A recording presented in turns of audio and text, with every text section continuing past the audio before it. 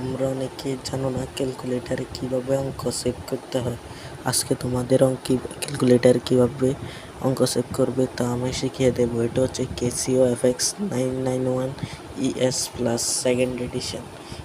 প্রথমে এটা অন করবে। অন করার পরে এখানে মোড সেট আপে যাবে। ক্লিক করার পর 3 নংয়ে দেখতে পাবে ST80। তাহলে তুমি এখান থেকে 3 নংটা ক্লিক করবে।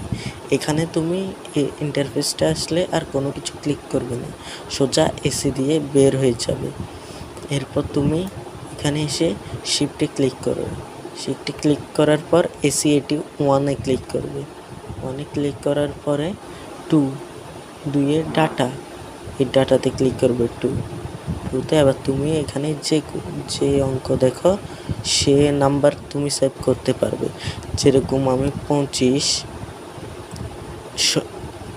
দিয়ে সমান দিয়ে দিছি, এখানে 25 নাম্বারটি সেভ হয়ে গেছে।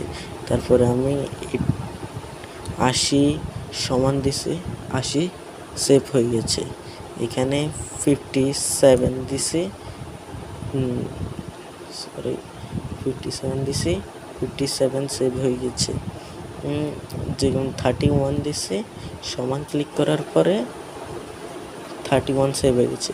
এগুলো সেভ করার পরে তুমি আর কিছু ক্লিক করবে না, সোজা এসি দিয়ে বেরিয়ে যাবে। আবার তুমি যদি আনসারগুলো দেখতে চাও তাহলে তুমি শিফট 1 2 এটাতে ক্লিক করবে, দেখতে পারবে 1-এ 25, 2-এ 80, 3-এ 70, 57, 40, 31 এগুলো।